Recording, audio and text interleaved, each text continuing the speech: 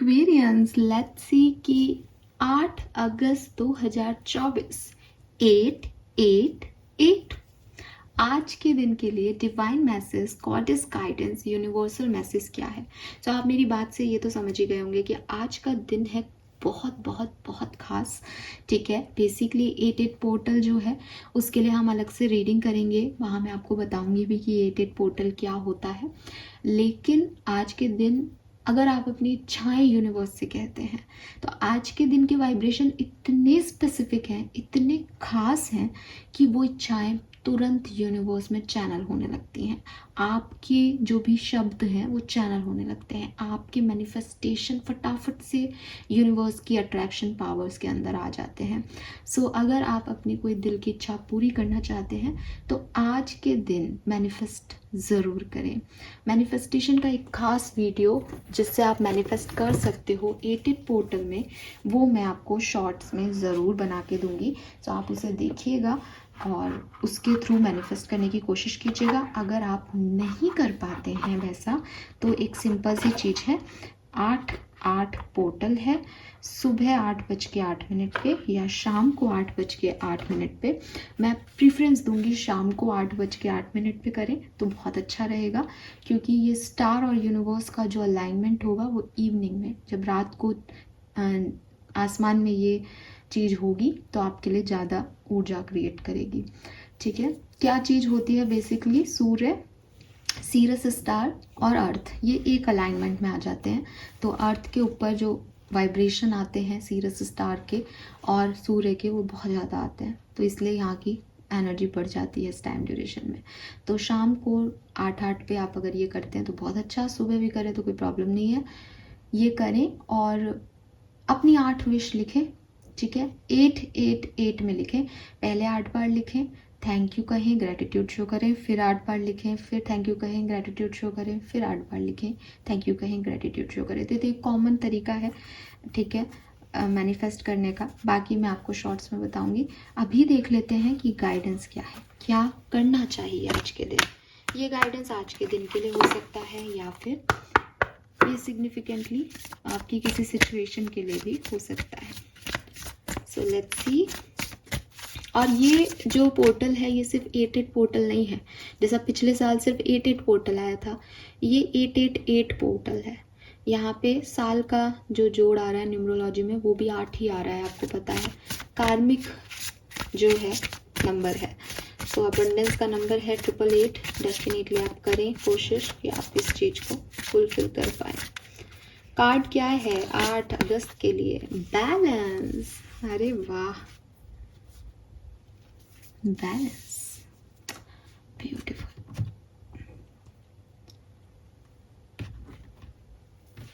और क्योंकि आज 88 पोर्टल है तो हम हमारे मैजिकल गोल्डन डेक से कार्ड निकालेंगे आपके लिए। ये आपके एंसेस्टर्स के मैसेज हो सकते हैं, आपके गार्जियन एंजल्स के मैसेज हो सकते हैं आपके लिए 88 पोर्टल में। Acceptance and the protectors.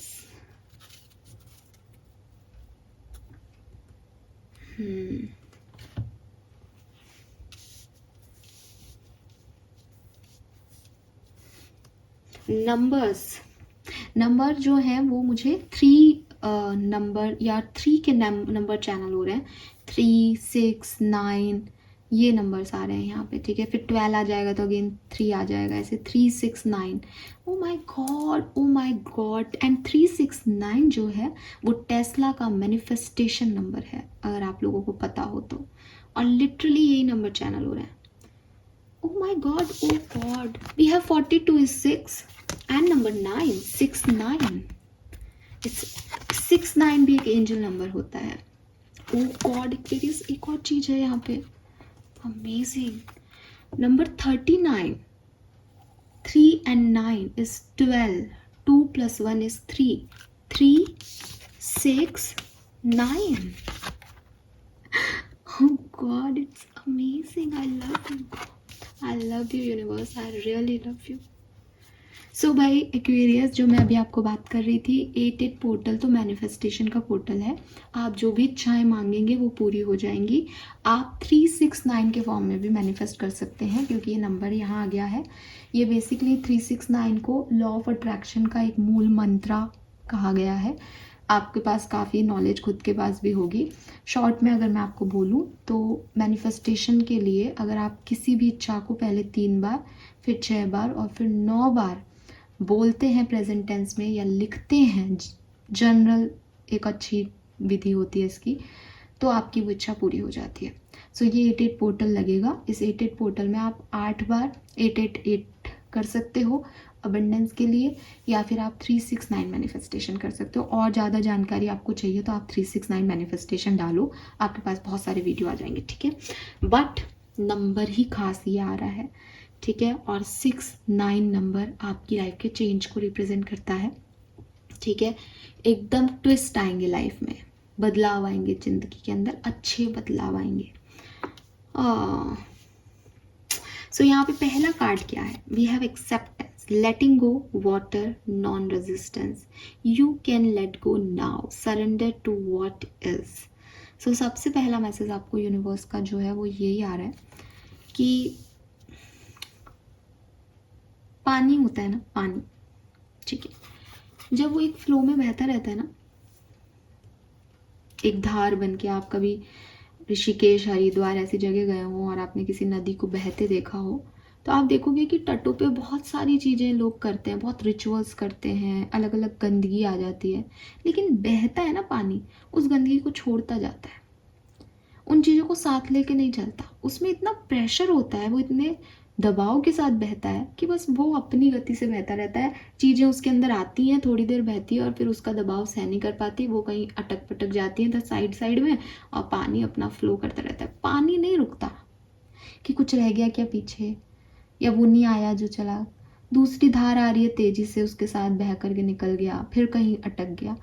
तो पानी का जो फ्लो होता है ना, फ्लो ऑफ वाटर, इसको अपनी ज़िंदगी के अंदर लेके आए एक्वेरियस। इसको लेके आने का मतलब क्या है, उसके लिए मेरे पास एक बहुत क्यूट सी छोटी सी स्टोरी आ रही है मेरे दिमाग में। पता नहीं कि वो आप उससे आप कितना रिलेट कर पाओगे, लेकिन ये एक सच्ची घटना है।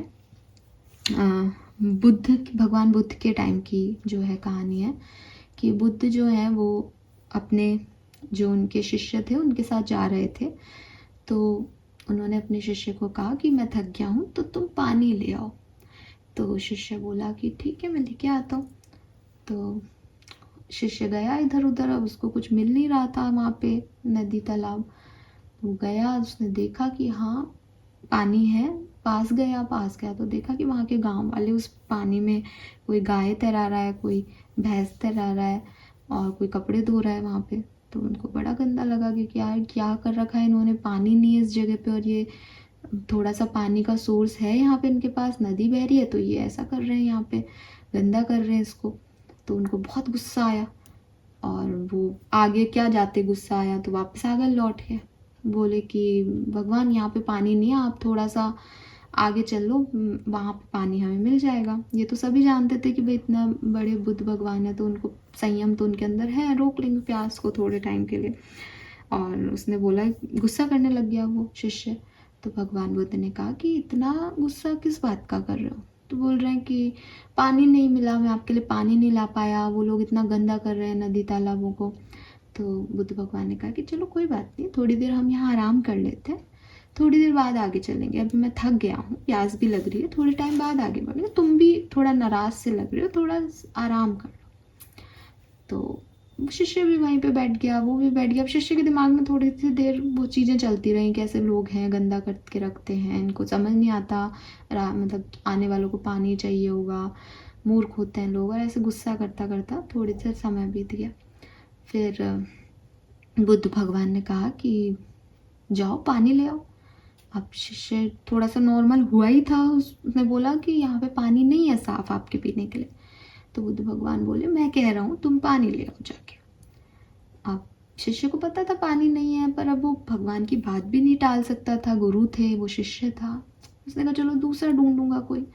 जाने लगा, नहीं मिला उसको कोई दूसरी जगह। थक हार के कि भैया गुरुजी को ये कह के आया हूँ कि पानी लेके आऊँगा, तो उस तालाब की तरफ गया ये सोच के कि भगाऊंगा उनको, बहुत गुस्सा करूँगा उन पे, ऐसे गंदा कर रखा है उन लोगों ने। गए वहाँ पे और जैसे ही गए देखा कि सब लोग अपने अपने घर जा चुके हैं, सुबह का टाइम ख़त्म हो गया, दिन हो गया, तो वो निकल गए अपने, और सूरज भगवान वहाँ पे चमक रहे हैं। और उन्होंने देखा नदी को, तो नदी का जो पानी था, जो गंदगी थी, वो एक कोने में इकट्ठा हो गया था, जो आगे बह रहा था वो एकदम प्योर साफ पानी बह रहा था।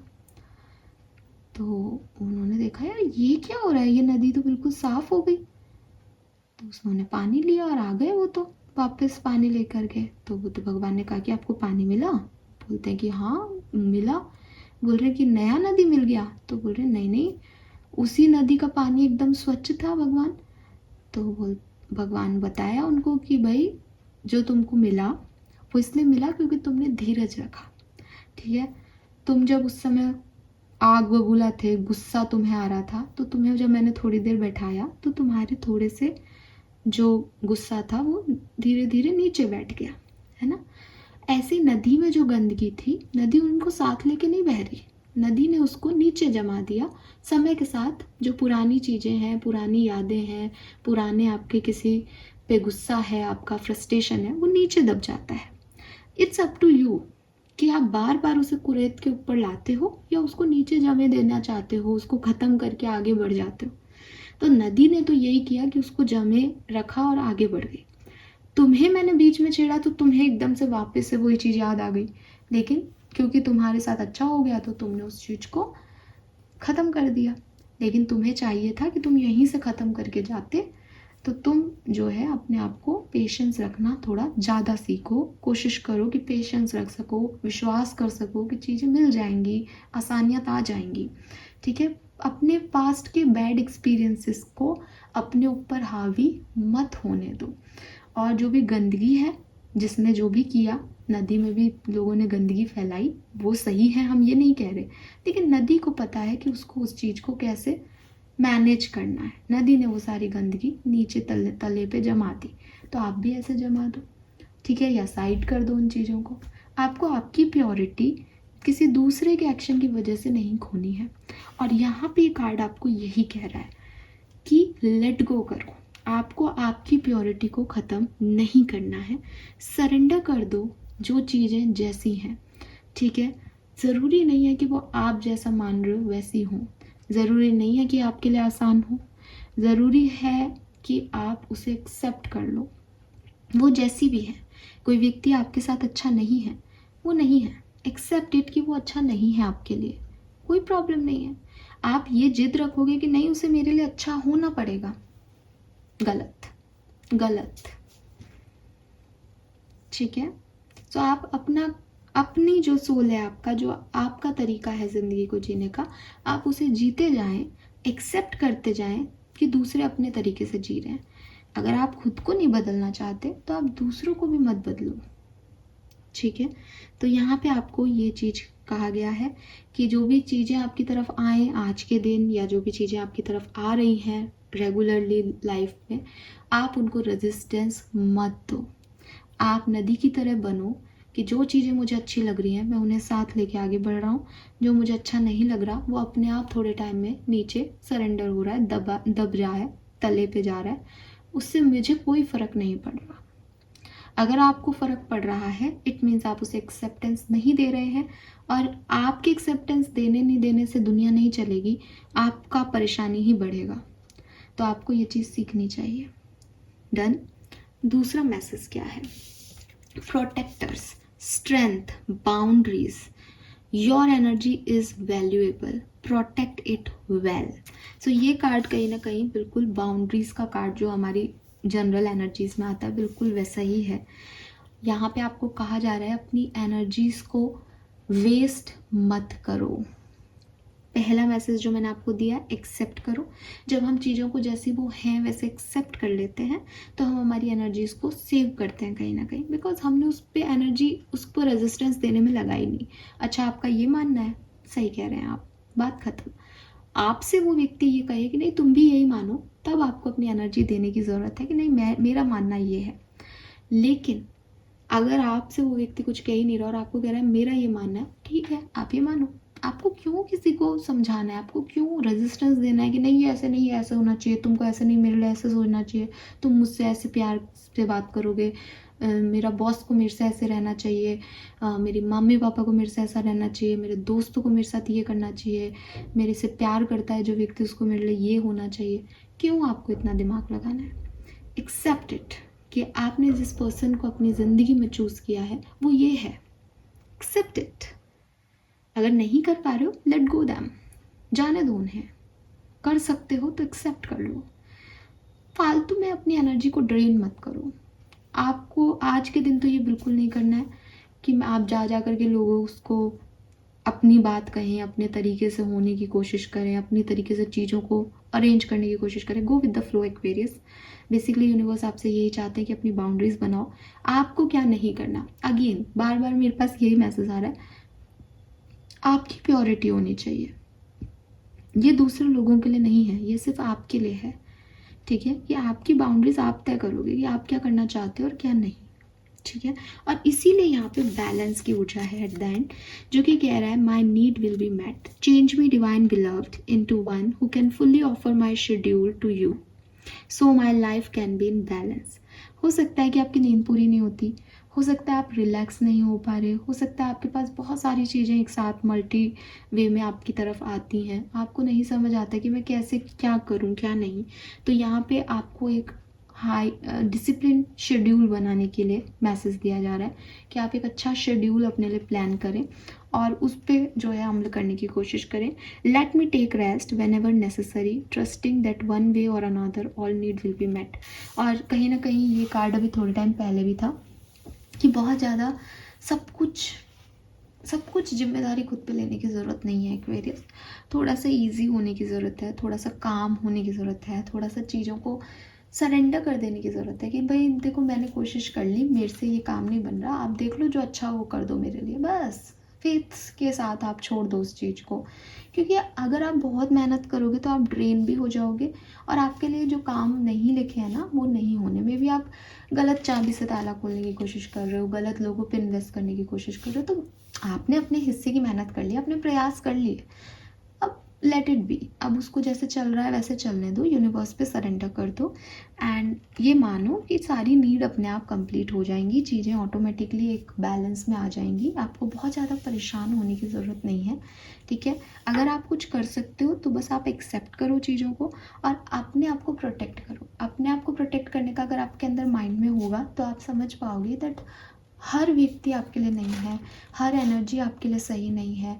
सो खुद को प्रोटेक्ट करने की कोशिश करो कि आपको पता है कि कोई व्यक्ति है, उससे अटैचमेंट्स तो हैं, वो व्यक्ति आके मदद मांगेगा तो मन तो करता है इसकी मदद कर दे, लेकिन कहीं ना कहीं आप जानते हो कि उसकी एनर्जी अच्छी नहीं है, इस काम को करने में आप ड्रेन हो जाओगे, आप थक जाओगे, आपको वैसे ही रेस्ट नहीं मिल रहा, देन से टू नो, आपको ना कहना आना चाहिए।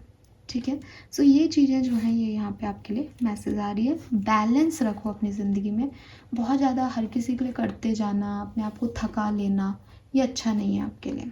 फाइन एंड यस, अच्छा डिसिप्लिन शेड्यूल बनाओ अपने लिए और एंगर इश्यूज़ पे, अगर एंगर इश्यूज़ हो रहे हैं तो थोड़ा सा ध्यान रखो। Let's see good karma chit आपके लिए क्या आती है।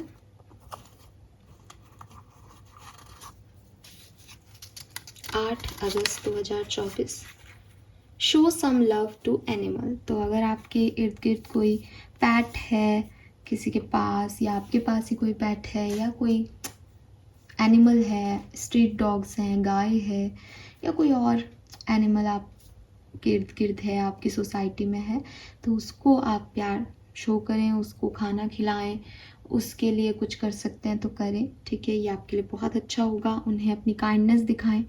आप उनके पास जाके खड़े भी हो जाओगे तो भी वो आपकी तरफ ऐसे देखेंगे कि आपको समझ आएगा कि उनको वो प्यार चाहिए, है ना।